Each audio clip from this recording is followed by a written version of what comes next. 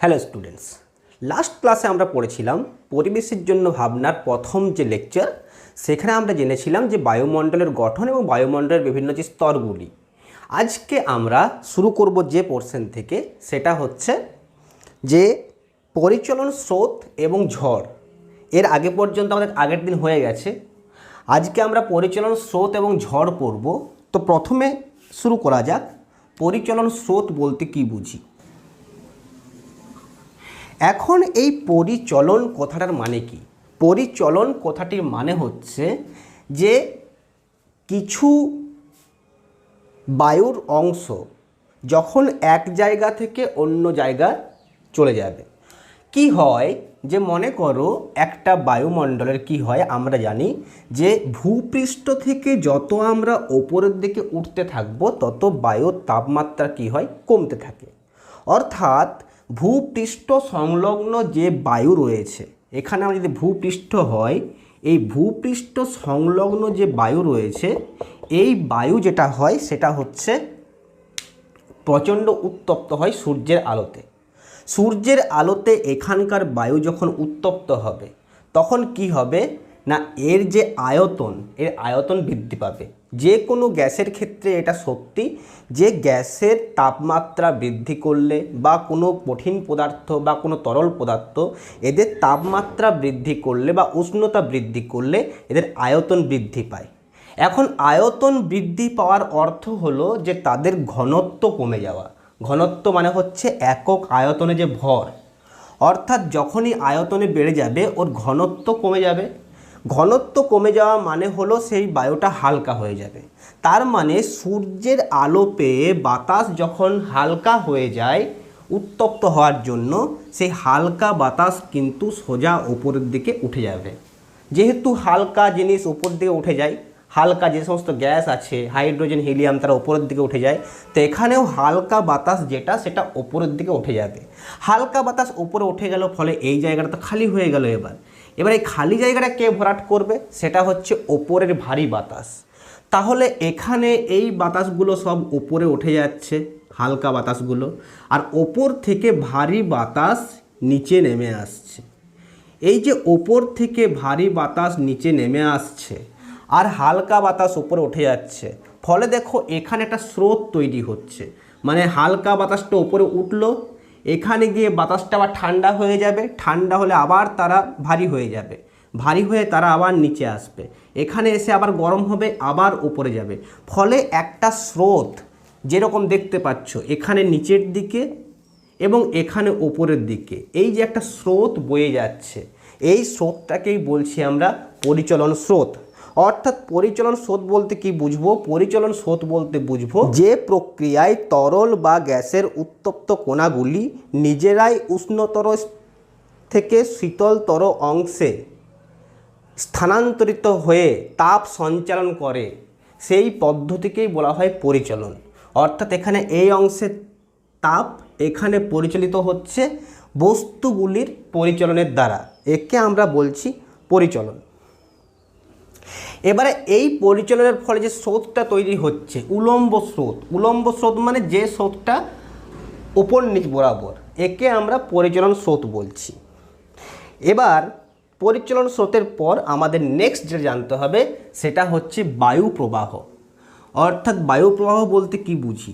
বায়ু প্রবাহ তো আমরা প্রত্যেকেই দেখেছি, বিকেলবেলা ছাদে গিয়ে দাঁড়ালে বা খোলা মাঠে গিয়ে দাঁড়ালে আমাদের বেশ গায়ে ঠান্ডা হাওয়া লাগে, একে বলা হয় বায়ু প্রবাহ। মানে বাতাস বয়ে যাওয়া এক জায়গা থেকে অন্য জায়গাতে। এই বায়ু প্রবাহটা হয় কিভাবে? আমরা বায়ু প্রবাহ হওয়ার কারণ কি? যে মনে করো যে এখানে দুটো অংশের কথা আমি চিন্তা করছি, একটা হচ্ছে ভূপৃষ্ঠের এই রিজিয়ন, একটা হচ্ছে ভূপৃষ্ঠের এই রিজিয়ন। এখন এই দুটো রিজিয়নের মধ্যে মনে করো কোনো কারণে এই রিজিয়নের উষ্ণতা যেটা, এখানকার উষ্ণতা বৃদ্ধি পেল আর এখানকার উষ্ণতা আগে যা ছিল তাই, মানে এখানে উষ্ণতা বেশি, এখানকার উষ্ণতা কম। তাহলে কি হবে না, এখানকার বায়ু গরম হয়ে কিন্তু উপর দিকে উঠে যাবে, এখানকার বায়ু গরম হয়ে উপরে উঠে যাচ্ছে। তখন ওপর থেকে যেমন বায়ু এসে এই জায়গাটা ভরাট করার চেষ্টা করবে, ঠিক তেমনি এই যে চারপাশের বায়ু অর্থাৎ চারপাশে শীতল অংশের বায়ু কিন্তু এখানে আসার চেষ্টা করবে। মানে যেটা হয় সেটা হচ্ছে এখানে বায়ুর ঘনত্ব একই আছে, তাই বায়ুর চাপও একই আছে। এখানে কি হচ্ছে, বায়ুর ঘনত্ব কমে যাচ্ছে।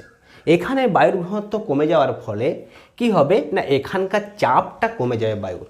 তখন বায়ু উচ্চচাপ অঞ্চল থেকে নিম্নচাপ অঞ্চলের দিকে এখানে বায়ু প্রবাহ হবে, এবং এখানে কেউ যদি দাঁড়িয়ে থাকে তখন সে দেখতে পাবে না বায়ু এই দিক থেকে এই দিকে যাচ্ছে, ফলে তার বেশ গায়ে একটা বাতাস লাগবে। এটাই হচ্ছে বায়ু প্রবাহ এবং বায়ু প্রবাহের কারণ। এবার এতক্ষণ পর্যন্ত ঠিক আছে, যে বায়ু প্রবাহ হচ্ছে ঠিক আছে, কিন্তু প্রবলেমটা কোথায় হয়? প্রবলেমটা হয় না যখন কোনো একটা অঞ্চলের তাপমাত্রা এতটা পরিমাণ বেড়ে যাবে যে এখানে একটা প্রচণ্ড বেশি পরিমাণ নিম্নচাপের তৈরি হয়। এই প্রচণ্ড বেশি পরিমাণ যখন এখানে নিম্নচাপে তৈরি হবে, তখন কিন্তু আশেপাশের বায়ু অর্থাৎ এই দুটো অংশের চাপের পার্থক্য, এই উচ্চ চাপ যদি অনেক বেশি উচ্চ হয়ে যায় আর নিম্ন চাপ যদি অনেক বেশি নিম্ন হয়ে যায়, মানে চাপের পার্থক্য যদি খুব বেশি হয়ে যায়, সেক্ষেত্রে কি হয়, উচ্চচাপ অঞ্চল থেকে প্রচণ্ড জোরে বাতাস বইতে থাকে। আর এই প্রচণ্ড জোরে বাতাস বওয়ার ফলে যেগুলো হয় সেগুলো হচ্ছে ঝড়। প্রচণ্ড জোরে ঝড় একটা ধ্বংসাত্মক ভূমিকা নেয়। সেই ঝড়ে গাছপালা উপড়ে পড়ে যাওয়া, টিনের চাল উড়ে যাওয়া, এই সমস্ত ঘটনা ঘটতে থাকে, মাটির বাড়ি ভেঙে পড়া। এই সমস্ত কারণে আরও যেটা হয় সেটা হচ্ছে, যদি এই উচ্চচাপ অঞ্চল থেকে বায়ু নিম্নচাপ অঞ্চলে আসার সময় মাঝখানে যদি কোথাও মানে জল পায়, সমুদ্রের উপর দিয়ে বাতাস বয়ে আসছে, মাঝখানে জল পেল, সে জল থেকে সে প্রচণ্ড জলীয় বাষ্প, অনেক বেশি পরিমাণ জলীয় বাষ্প সংগ্রহ করে নিয়ে আসে, এবং সে জলীয় বাষ্প সংগ্রহ করে এখানে এসে প্রচণ্ড জোরে বৃষ্টি হয়, বৃষ্টিপাত, এবং তার সঙ্গে প্রচণ্ড ঝড়। যে ঝড়গুলোকে আমরা হ্যারিকেন ঝড়, সাইক্লোন ঝড়, টর্নেডো ঝড় প্রভৃতি নামে জানি। এই সাইক্লোন, হ্যারিকেন, টর্নেডো এই সমস্ত হওয়ার কারণ হচ্ছে এটা, যে এক জায়গায় উচ্চচাপ এক জায়গায় নিম্নচাপ। যেমন পৃথিবীর ক্ষেত্রে আমরা যদি দেখি, তাহলে পৃথিবীর ক্ষেত্রে কি হয়, যে পৃথিবীর ক্ষেত্রে এখানে পৃথিবী রয়েছে, সূর্য এদিকে রয়েছে, সূর্য থেকে যে তাপ আসে এই সমস্ত অঞ্চলে সূর্যের আলো এরকম বাঁকাভাবে পড়ছে, মানে এই ভূমির উপর সূর্যের আলো বাঁকাভাবে পড়ছে, আর এখানে সূর্যের আলো লম্বভাবে পড়ে। তার ফলে কি হয় না, এই জায়গার বায়ু প্রচণ্ড গরম হয়ে নিম্নচাপের তৈরি করে, আর এদিকে থাকে উচ্চচাপ অঞ্চল। তার মানে উচ্চচাপ অঞ্চল থেকে নিম্নচাপ অঞ্চলের দিকে যে বায়ুর প্রবাহ হয়, অর্থাৎ উত্তর মেরু থেকে নিরক্ষরেখার দিকে, আবার দক্ষিণ মেরু থেকে নিরক্ষরেখার দিকে, এটা হচ্ছে বায়ু প্রবাহের কারণ। এই উচ্চচাপ আর নিম্নচাপের পার্থক্যটা যখন খুব বেশি হবে, তখন বায়ু প্রবাহের বেগ এতটাই বেড়ে যাবে, তখন সেটাকে আমরা বলবো ঝড়। এবং সে ঝড়ের সাথে যখন প্রচণ্ড বৃষ্টিপাত হয়, সমুদ্রের উপর দিয়ে বায়ু আসার ফলে জলীয় বাষ্প সংগ্রহ করে নিয়ে এসে, তখন সেই নিম্নচাপের ফলে আমরা 2-3 দিন ধরে একটানা বৃষ্টিপাত হয়। কখনো কখনো ঝড়ের পরিমাণ এখন এতই বেশি হয় যে সেখানে সাইক্লোন, টর্নেডো প্রভৃতি ঝড় আসতে থাকে। এই হচ্ছে বায়ু প্রবাহ এবং ঝড়ের কারণ। আজকের ক্লাসে আমরা যে জিনিসটা মেনলি পড়ব, এটা তো আগের দিনের পার্ট কিছুটা বাকি ছিল, সেটা হচ্ছে ওজোন স্তর। আগের ক্লাসে আমি বলেছিলাম যে স্ট্র্যাটোস্ফিয়ার যে স্তরটা রয়েছে, অর্থাৎ আমাদের 2 নম্বর স্তর স্ট্র্যাটোস্ফিয়ার, সেই স্ট্র্যাটোস্ফিয়ারে কি থাকে আমরা বলেছিলাম, স্ট্র্যাটোস্ফিয়ারে থাকে ওজোন গ্যাস, অর্থাৎ বায়ুমণ্ডলের যে 90% ওজোন গ্যাস সেটা স্ট্র্যাটোস্ফিয়ারে থাকে। এই ওজোন গ্যাসের কাজ হচ্ছে সূর্য থেকে যে অতি বেগুনি রশ্মি আসে, যে অতি বেগুনি রশ্মি প্রাণী এবং উদ্ভিদ উভয়ের পক্ষেই বিপজ্জনক, সেই বিপজ্জনক অতি বেগুনি রশ্মি থেকে আমাদেরকে রক্ষা করে এই ওজোন স্তর। ওজোন স্তর মেনলি অতি বেগুনি রশ্মিকে শোষণ করে নেয়। এই অতি বেগুনি রশ্মি শোষণ করার কাজ হচ্ছে ওজোন স্তরের। ওজোন স্তর সম্পর্কে আমাদেরকে আজকে ডিটেলসে জানতে হবে। তাহলে এই ওজোন স্তরের অবস্থান কোথায়? সেটা হচ্ছে ভূপৃষ্ঠের ওপর থেকে ষোলো কিলোমিটার থেকে 30 কিলোমিটার পর্যন্ত এই অংশে ওজোন গ্যাস থাকে। এটাকে আমরা ওজোন মণ্ডল বা ওজোন স্তর বলে থাকি। এই ওজোন স্তর কি গ্যাস দিয়ে গঠিত? ওজোন গ্যাস দিয়ে গঠিত। ওজোন গ্যাস হচ্ছে অক্সিজেনেরই একটা প্রকার। যেমন দুটো অক্সিজেনের পরমাণু যুক্ত হয়ে একটা অক্সিজেন অণু তৈরি করে, ঠিক তেমনি এই অক্সিজেন অণুর সাথে যদি আরেকটা অক্সিজেন পরমাণু যুক্ত হয় তাহলে যে গ্যাসটা তৈরি করে এই গ্যাসটার নাম হচ্ছে ওজোন গ্যাস। এই ওজোন গ্যাস কিন্তু আমাদেরকে শ্বাস নিতে সাহায্য করে না। এই ওজোন গ্যাসের সাহায্যে আমরা শ্বাস নিতে পারি না। এই ওজোন গ্যাসের কাছে আমরা একটা জন্যে কৃতজ্ঞ, সেটা হচ্ছে এটা অতি বেগুনি রশ্মি থেকে আমাদেরকে রক্ষা করে। এখন তাহলে প্রশ্ন হচ্ছে যে এই যে স্ট্র্যাটোস্ফিয়ারে ওজোন মণ্ডল বা ওজোন গ্যাস, এই ওজোন গ্যাস কিভাবে তৈরি হয়? আর দ্বিতীয় প্রশ্ন হচ্ছে এই ওজোন গ্যাস আমাদেরকে রক্ষা করে কিভাবে? এখন এই দুটি ঘটনা পরস্পরকে ব্যালেন্স করে রেখেছে। মানে ওজোন তৈরি হয় ওখানেই, আবার ওজোনের বিয়োজনই ওখানেই হয়। ওজোন গ্যাস উৎপন্ন হয় কিভাবে? আমাদের বায়ুমণ্ডলের স্ট্র্যাটোস্ফিয়ারে কিন্তু অক্সিজেন গ্যাস রয়েছে। সেই অক্সিজেন গ্যাস এর ওপর যখন সূর্যের অতি বেগুনি রশ্মি এসে পড়ে, অর্থাৎ অক্সিজেন গ্যাসের ওপর যখন অতি বেগুনি রশ্মি, যেটাকে আমরা ইউভি রশ্মি বলবো, ইউভি মানে আল্ট্রাভায়োলেট, অতি বেগুনিকে ইংলিশে বলা হয় আল্ট্রাভায়োলেট রে। সেই আল্ট্রাভায়োলেটের ইউ অ্যান্ড ভি, ইউভি রে বলা হয়। ওজোন গ্যাসের ইউভি রশ্মি যেটা, সেই ইউভি রশ্মির যে সমস্ত ইউভি রশ্মির তরঙ্গ দৈর্ঘ্য, এটা যে চিহ্নটা দিয়েছি এটাকে ল্যামডা বলা হয়। এটা একটা গ্রিক শব্দ, গ্রিক বর্ণ, এটাকে ল্যামডা বলা হয়। তরঙ্গ দৈর্ঘ্য বোঝাতে আমরা এই চিহ্নটা ইউজ করি। এই তরঙ্গ দৈর্ঘ্যটা কত হয়? এই তরঙ্গ দৈর্ঘ্যটা যখন 240 ন্যানোমিটার,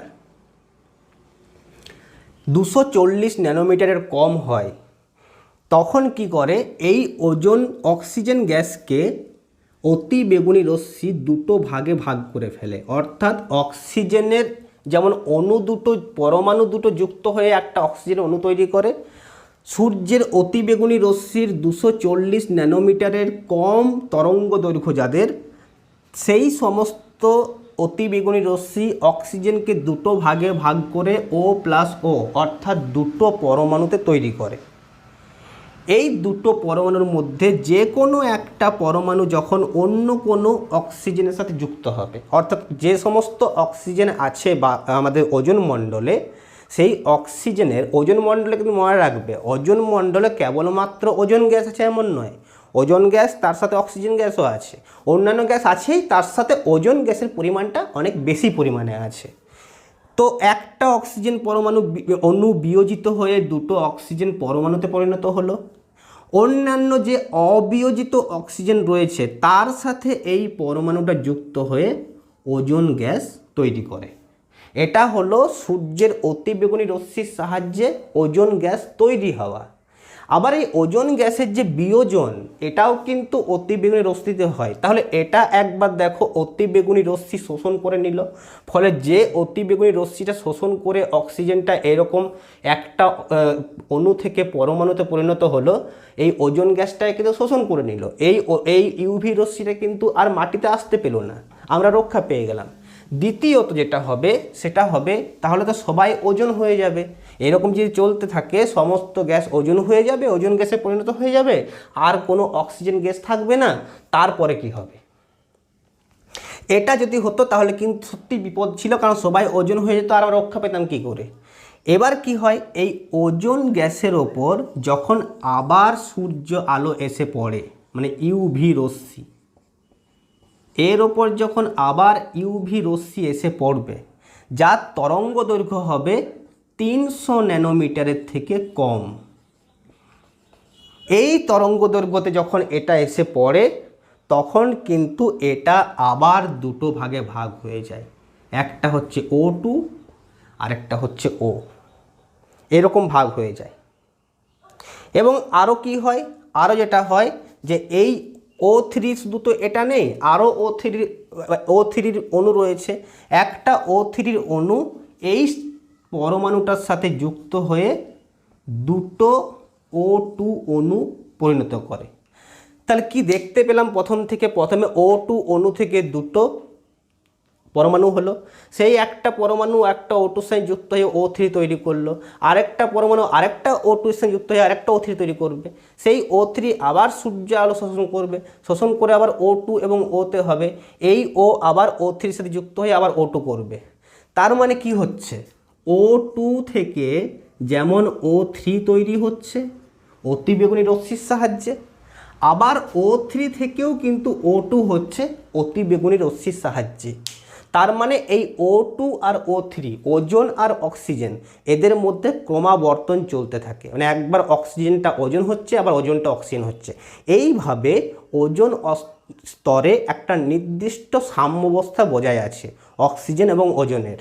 দুটো ট্রান্সফরমেশনেই কিন্তু, মানে এদিকে যাওয়া বা এদিকে যাওয়া, এই দুটো ক্ষেত্রেই কিন্তু ওরা সূর্যের অতিবেগুনি রশ্মিকে শোষণ করে। এর ফলে পৃথিবীর দিকে আর অতিবেগুনি রশ্মি আসতে পারছে না। এই পর্যন্ত ঠিক আছে, ওজোন গ্যাস নিজের মতো করে ব্যালেন্স করে নিচ্ছে নিজেদের অবস্থান, এবং তার ফলে সূর্যের আলো মানে অতিবেগুনি রশ্মির যে পার্টটা, সেই পার্টটা আমাদের কাছে আসতে পারলো না। প্রবলেমটা হলো কোথায় তাহলে? এরপর প্রবলেম শুরু। প্রবলেমটা কি? প্রবলেমটা তৈরি করছি আমরা। যে সমস্ত যন্ত্রপাতি যেমন রেফ্রিজারেটর, এসি, এগুলো আমরা ইউজ করছি, এখান থেকে তৈরি হচ্ছে কিছু ক্ষতিকারক গ্যাস। তার মধ্যে একটা হলো ক্লোরোফ্লুরোকার্বন, যেটাকে সংক্ষেপে বলা হয় সিএফসি। এই সিএফসির পুরো নাম কি? সিএফসির পুরো নাম হচ্ছে ক্লোরোফ্লুরোকার্বন। ক্লোরোফ্লুরোকার্বনের যে সংকেত যদি বলি আমি, এর সংকেত হচ্ছে CF2Cl2, অর্থাৎ একটা কার্বনের অণু, দুটো ফ্লুরিনের অণু এবং দুটো ক্লোরিনের অণু, এরা যুক্ত হয়ে তৈরি হয় ক্লোরোফ্লুরোকার্বন। এর যদি গঠনটা দেখি আমরা, ফ্লোরিন একদিকে, ফ্লোরিন একদিকে, ক্লোরিন একদিকে, ক্লোরিন, অর্থাৎ একটা কার্বনের চারটে যে হাত, এই চারটে হাতে একটা ফ্লোরিন, ক্লোরিন, ফ্লোরিন, ক্লোরিন, এইভাবে এরা সাজানো থাকে। এটা হচ্ছে 2 ডাইমেনশনাল স্ট্রাকচার। এবার এই ক্লোরোফ্লুরোকার্বনটা কি হয় না, এটা কিন্তু উঠতে উঠতে উঠতে উঠতে ওজোন স্তরে পৌঁছে গেল। বেশ, ক্লোরোফ্লুরোকার্বন ওজোন স্তরে পৌঁছে গেল। ওজোন স্তরে পৌঁছে যাওয়ার পর কি হবে না, সূর্যের যে অতি বেগুনি রশ্মি আসছে, এই অতি বেগুনি রশ্মি কিন্তু এর উপর এসে পড়বে, CF2Cl2। এর উপর যখন সূর্যের অতি বেগুনি রশ্মি এসে পড়বে, তখন এখানে এর থেকে কিন্তু ক্লোরিনের পরমাণু বেরিয়ে আসবে। ক্লোরিন Cl এর সাথে বেরিয়ে আসবে। আরও যা আসবে আসবে, সেটা আমাদের কোনো ইন্টারেস্ট নেই। ক্লোরিনটা এখানে ক্ষতিকারক কাজটা করছে, তাই আমরা ক্লোরিনটাকে নিয়ে ইন্টারেস্টেড। এখানে ক্লোরিন বেরিয়ে এলো। এই ক্লোরিনটা বেরিয়ে এসে এবার এ কি কাজ করছে? এর কাজটা হচ্ছে ক্লোরিন ওজোনের সাথে বিক্রিয়া করে। এই ক্লোরিন ওজোন গ্যাসের সাথে বিক্রিয়া করে। ওজোন গ্যাসের সাথে বিক্রিয়া করে এর যেটা তৈরি করে সেটা হচ্ছে ClO, এটা একটা, এবং তার সাথে তৈরি করে একটা অক্সিজেন। তার মানে ওজোন থেকে অক্সিজেন হওয়ার ঘটনাটা যেটা অটোমেটিক চলতে থাকছে, তার সাথে এ এসে ওজোনকে এক্সট্রা করে ভেঙে অক্সিজেনে পরিণত করছে। বেশ করলো। এরপর এই যে ClO, এই ClO কিন্তু আবার কিন্তু O3-র সাথে বিক্রিয়া করবে।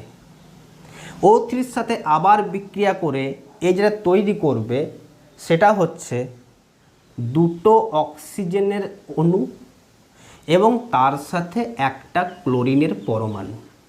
অর্থাৎ দেখো আমরা একটা ক্লোরিন পেয়েছি এখান থেকে, সেই একটা ক্লোরিন O3 সাথে বিক্রিয়া করে ClO+O2 তৈরি করলো, মানে একটা O3কে নষ্ট করলো।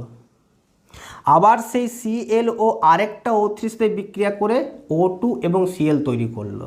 তার মানে টোটালটা যদি আমি দেখি, একটা ক্লোরিন এলো, দুটো O3কে উঠিয়ে দিল, নষ্ট করে দিল, তার ফলেও তৈরি করলো দুটো অক্সিজেন এবং তার সাথে Cl, আর এখানে একটা অক্সিজেন, মোট তিনটে অক্সিজেন।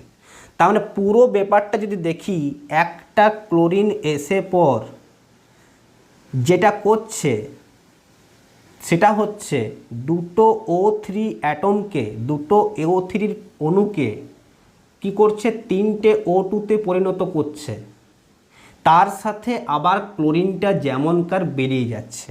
মানে এই ক্লোরিনটা এখানে কি করছে, তাহলে এই পুরো বিক্রিয়াটা যদি দেখি আমি, তাহলে ক্লোরিনটা অনুঘটকের কাজ করছে। অর্থাৎ ও কিন্তু আগে যেভাবে এসেছিল, একটা ক্লোরিন এসেছিল, ফাইনালি একটা ক্লোরিন বেরিয়ে এলো, মাঝখান থেকে দুটো ওজনের অণু তিনটে অক্সিজেনে পরিণত হয়ে গেল, এই Clটা রয়ে গেল। এ কি করবে, নেক্সট আবার একটা ওজনকে ধরবে, ধরে আবার এই পুরো ঘটনাটা করবে, আবার ওটা বেরিয়ে আসবে, আবার করবে। তার মানে এই প্রসেসটা হচ্ছে নেভার এন্ডিং প্রসেস, এই প্রসেসটা কখনো শেষ হবে না।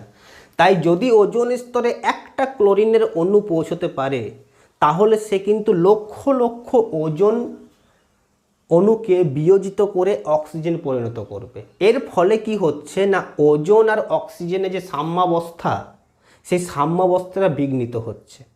এর ফলে ওজোন মণ্ডলে ওজোন গ্যাসের পরিমাণ যথেষ্ট পরিমাণ কমে যাচ্ছে। আর এই যথেষ্ট পরিমাণ ওজোন গ্যাসের পরিমাণটা কমে যাওয়াকে আমরা বলি ওজোনের ক্ষয়প্রাপ্তি বা ওজোন গহ্বর তৈরি করা বা ওজোন স্তরের ক্ষয় হওয়া, ওজোন ছিদ্র, ওজোন গহ্বর, বিভিন্নভাবে বলা হয়। এর ফলে কিন্তু আমরা কি হবে না, আমরা এবার অতিবেগুনি রশ্মি থেকে রক্ষা পাবো না। অতিবেগুনি রশ্মি ওজোন মণ্ডলকে ভেদ করে চলে আসবে, কারণ সেখানে ওজোন থাকছে না, আর ওজোন গহ্বর তৈরি হয়েছে। এই ওজোন গহ্বর যে তৈরি হয়েছে, এটা প্রথম যে লক্ষ্য করেন তিনি হচ্ছেন জো ফোরম্যান।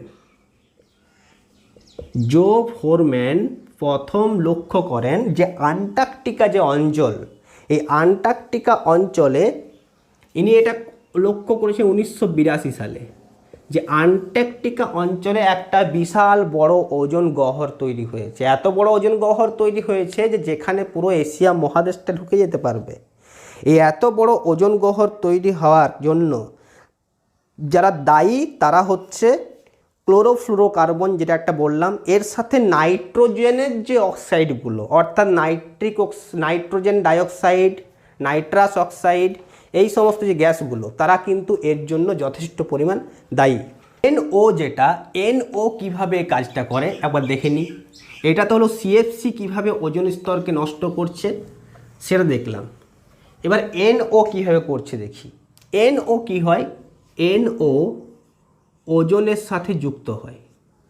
এই ওজনের সাথে যুক্ত হয়ে কি করে, NO2 তৈরি করে, তার সাথে অক্সিজেন তৈরি করে।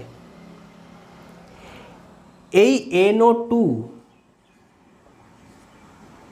অক্সিজেনের সাথে যুক্ত হয়ে যেটা তৈরি করে সেটা হচ্ছে NO+O2।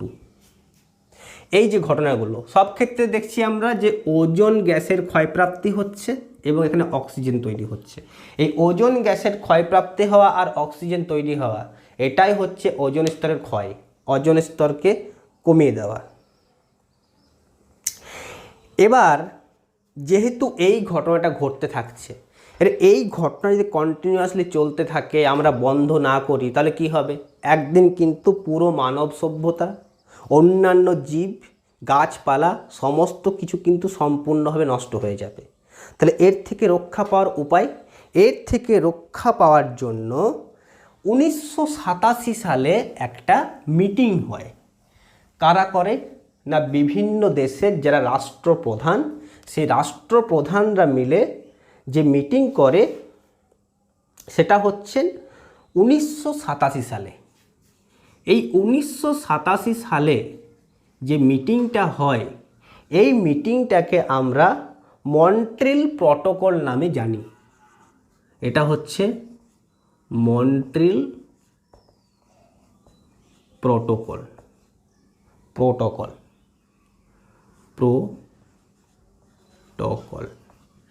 এই মন্ট্রিল প্রটোকল অনুযায়ী কতকগুলো সিদ্ধান্ত গৃহীত হয়। যে সিদ্ধান্তগুলো হচ্ছে, প্রথমত 1 নম্বর ছিল যে 1995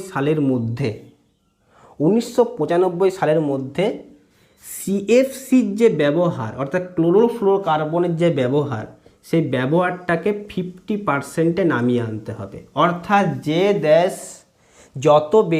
যত পরিমাণ সিএফসি তৈরি করছে প্রতি বছর, সেই পরিমাণটাকে অর্ধেকে নামিয়ে আনতে হবে। অর্থাৎ সিএফসি উৎপন্ন হয়, এই সমস্ত জিনিসপত্রের ব্যবহার কম করতে হবে, অথবা ওদের ব্যবহারের ক্ষেত্রে এমন কিছু পরিবর্তন আনতে হবে যাতে করে সিএফসি তৈরি না হয়।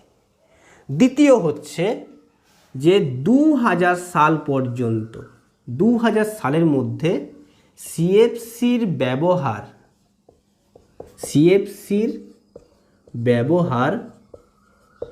বন্ধ করতে হবে।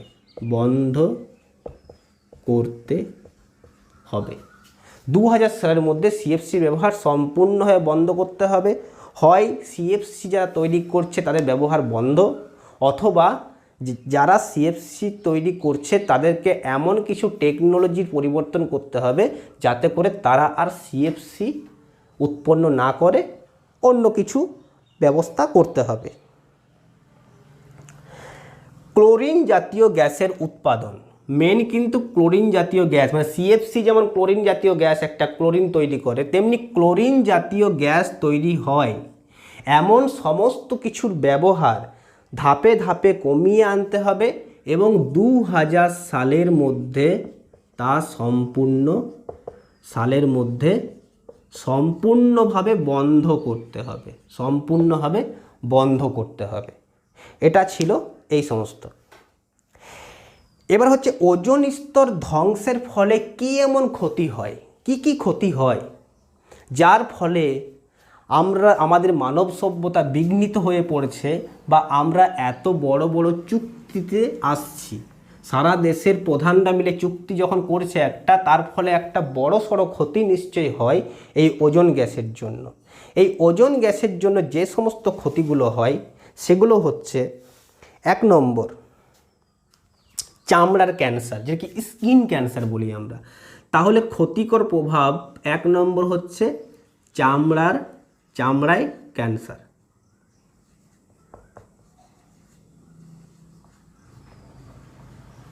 ক্যান্সার এমনি জানি আমরা একটা কঠিন রোগ, যার ওষুধ এখনও পর্যন্ত নেই, তাই চামড়ার ক্যান্সার হচ্ছে। দ্বিতীয়ত হচ্ছে খুব তাড়াতাড়ি চোখে ছানি পড়তে পারে, চোখে ছানি পড়া, এটা একটা কারণ, এটা একটা ফলাফল ওজোন গ্যাসের জন্য। চামড়া পুড়ে রং তামাটে হয়ে যেতে পারে। প্রজনন ক্ষমতা এবং রোগ প্রতিরোধ ক্ষমতা কমে যায়, মানে আমাদের যে রোগ প্রতিরোধ ক্ষমতা, আমরা সবসময় ব্যাকটেরিয়া ভাইরাস দিয়ে আক্রান্ত হচ্ছি, তা সত্ত্বেও কি আমাদের শরীরের যে ইমিউনিটি সিস্টেম, এই ইমিউনিটি সিস্টেম কিন্তু আমাদেরকে ওই সমস্ত বাইরের ভাইরাস ব্যাকটেরিয়া থেকে রক্ষা করছে। কিন্তু এই আমাদের রোগ প্রতিরোধ ক্ষমতা বা ইমিউনিটি সিস্টেম এটাই যদি কমে যায়, তো বাইরে থেকে যখন আক্রমণ হবে তখন সেই কিন্তু আক্রমণ থেকে আমরা নিজেদেরকে রক্ষা করতে পারবো না, ফলে আমরা বিভিন্ন রোগের মধ্যে পড়ব।